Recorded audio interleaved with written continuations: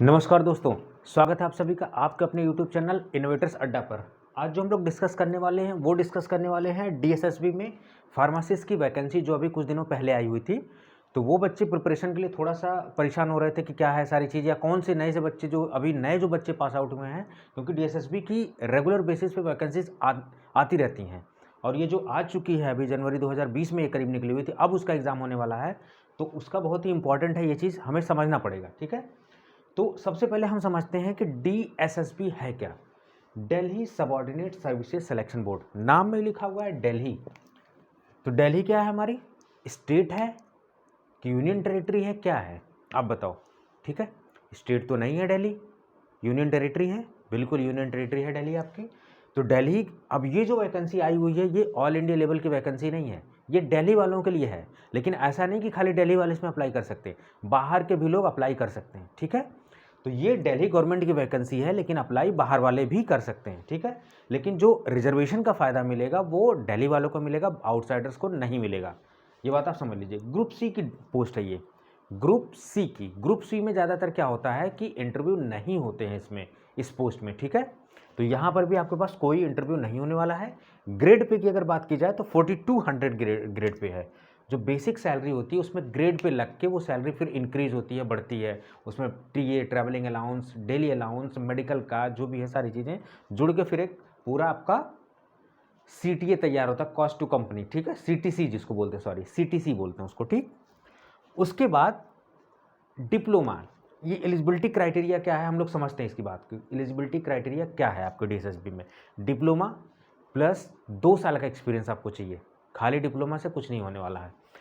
अगर आप diploma plus 2 साल नहीं है आपके पास, अगर आप बी फार्मा है तो there will be requiring 1 year of experience. So B pharma plus 1। If you are M pharma then no experience is required. So here diploma plus 2, B pharma plus 1 और M pharma. ठीक है, if you talk about the age is 18 to 35 years. So up to 35 years you can give this exam very smoothly, but not less than 18 years. तो 18 years का तो अगर B pharma कर रहे हो, डिप्लोमा कर रहे हो, तो 18 ईयर्स तो हम हो ही जाते हैं। ठीक है, तो ये सारी क्राइटेरिया हमने डिस्कस कर ली। अब जरा एग्जाम पैटर्न में हम लोग बात करते हैं। एग्जाम पैटर्न अपने आप में बहुत इंपॉर्टेंट है। देखिए, सीजीएचएस फार्मासिस्ट की वीडियो जो है मैंने डाल चुका हूँ, ऑलरेडी है आपके पास। जब मैं वीडियो रिकॉर्ड कर रहा हूँ, हो सकता है इसके बाद बहुत सारी वीडियोज आ जाएँ। ठीक है, उसके अलावा how to crack pharmacist exam पे मैंने पूरा ओवरऑल स्ट्रैटेजी की, सिलेबस क्या होता है, रीजनिंग में क्या पढ़ना है, सारी चीज़। तो वो वीडियो आप जो है इसको देख लेना, मैं सजेशंस में डाल दूंगा, आप इसको देख लेना। ठीक है, तो अगर बात करें पैटर्न की, so what is going to be the pattern for this DSSB exam. जैसा कि ये क्या है, दिल्ली की गवर्नमेंट की वैकेंसी है। ठीक है, ये पूरे इंडिया लेवल की वैकेंसी नहीं है, ये आपको समझना चाहिए। 2 आवर, 2 घंटे, यानी कि 120 minutes is going to be given to you. 200 question will be there, 200 marks. 120 minute में 200 क्वेश्चन करना है, तो बिल्कुल एकदम हाल है 2020 वाली हाल है। ठीक है, वनडे की तरह नहीं खेलना है यहाँ पे 2020। और 2020 कब खेलोगे, जब आपकी प्रैक्टिस होगी, जब आपको चीज़ें जबानी होंगी। ठीक है, रिवीजन बहुत अच्छा होगा, प्रैक्टिस बहुत अच्छी होगी। ठीक है, अब इसमें दिया गया है 1 टीयर टेक्निकल। देखो, टीयर का मतलब होता है लेवल की। जैसे यूपीएससी का जब आप एग्जाम देते हो तो प्रीलिम्स, मेंस और इंटरव्यू, या फिर स्टेट का एग्जाम देते हो जब आप, जैसे यूपीपीसी सब देते हो, ये यूपीपीएससी कराती है, तो उसमें प्री मेंस और उसमें, तो इसमें 1 टीयर में केवल एक ही एग्जाम में कराएंगे। ठीक है, इसके अलावा जो डीएसएसबी की वैकेंसी है तो उसमें स्किल टेस्ट भी मांगते हैं ये लोग। ठीक है, लेकिन यहाँ पे स्किल टेस्ट नहीं आपसे मांग रहे। स्किल टेस्ट का मतलब इसके अलावा ट्रेडर, फिटर या जो भी वैकेंसी आती हैं उसमें स्किल टेस्ट रिक्वायर्ड होती है, जहाँ पे टाइपिंग वगैरह जरूरत होती है। तो 1 टीयर टेक्निकल है, तो इसमें 2 पोर्शन है, एक सेक्शन ए, सेक्शन बी। मैंने आपको बताया 200 क्वेश्चन, 200 मार्क्स। तो 100 question will be from section A and 100 question will be from section B. तो 100 मार्क्स के यहाँ, 100 मार्क्स के यहाँ। ठीक है, अब 100, ये वाला पोर्ट देखो, फार्मेसी, ये वाला जो पार्ट है ये पूरा फार्मेसी है, ये पूरा फार्मेसी प्रोफेशनल नॉलेज आपसे पूछा जाता है। लेकिन ये वाला जो पार्ट होता है इस पे थोड़ा सा आपको कमांड करना पड़ेगा। तो इसके कमांड के लिए क्या है कि यूट्यूब आपके पास है ही आराम से, एसएससीज वगैरह वाले बहुत ही वीडियोस डालते रहते हैं, तो वो ट्रिक्स वगैरह सब वहाँ से यूज़ कर लेना है। तो जनरल अवेयरनेस, अवेयरनेस का मतलब क्या है कि थोड़ा सा हिस्ट्री के बारे में जानो, थोड़ा सा ज्योग्राफी के बारे में जानो, थोड़ा स्पोर्ट में क्या चल रहा है, थोड़ा अभी करंट में क्या, कौन सी न्यूज़ चल रही है, इंटरनेशनल न्यूज़ क्या चल रही है, वो सारी चीज़, थोड़ा बहुत न्यूज़ आप देख लिया करो कभी आए तो मोबाइल पर।